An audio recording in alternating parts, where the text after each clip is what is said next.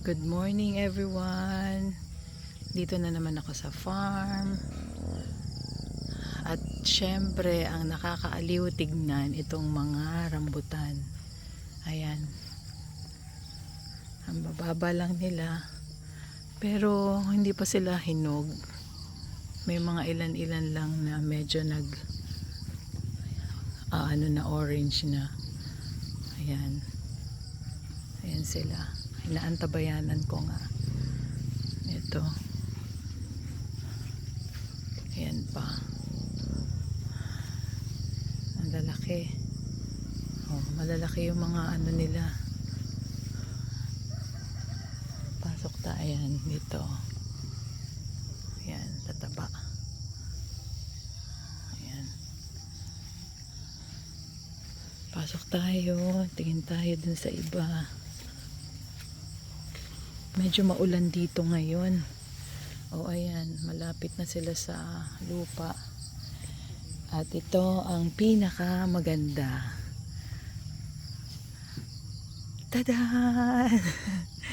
Hindi siya masyadong madaming bunga. Hindi siya masyadong hitik. Nag-iisa lang siya na puro red. Ayan, na red na silang lahat. Grabe, ang daming bunga. Thank you Lord. Mapapa-thank you Lord ka na lang. O, ayan.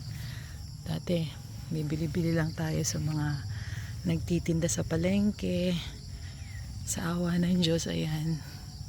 Meron na tayong sarili. Ayan.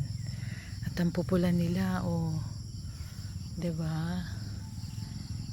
Ayan, dami din nalaglag sa floor, sa ano. Ito pa, ang dami din, kaya lang, mga green pa sila. Ayan. Wala din tayo. Dragon fruit. Tinan naman ito. Nasa baba lang. Sayang pa. Nasa baba. Ito ang laki Tinan mo ang laki niya. Buti yun, hindi sila sabay-sabay na pumupula or nahihinog. Eto, walang bunga. Pero rambutan din siya. Hindi ko alam bakit wala siyang bunga. OMG, tingnan nyo naman ang suha. Para siyang mga bunga na tinubuan ng puno. Hitik na hitik. Napakadami. Diba? Nakakakilig. Praise the Lord. Thank you po ulit. Napakadami niya. Ayan. Tapos yung mga kalamansi, ang dami din. Look. Maunguha kami ngayon ng kalamansi. Try natin. Dito. Ay, wala nang bunga. Parang mga nanguha na. Parang nakuha na. May mga nanguha na. Wala nang bunga ito.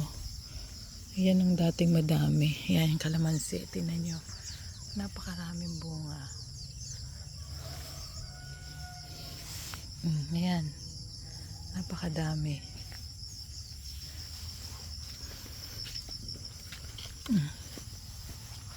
Ayan pa. Ang dami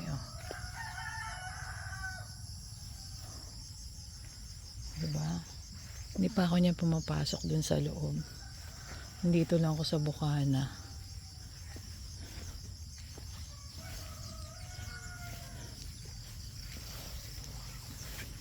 Balik tayo dun sa dun sa punong-puno. Sa hitik na mapulang mapula.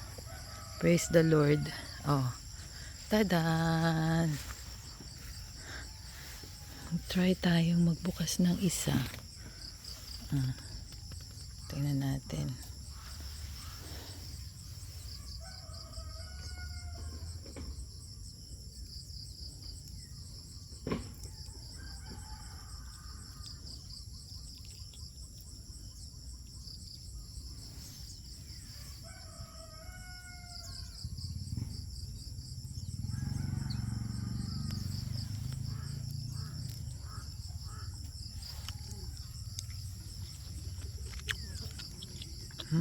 Sarap.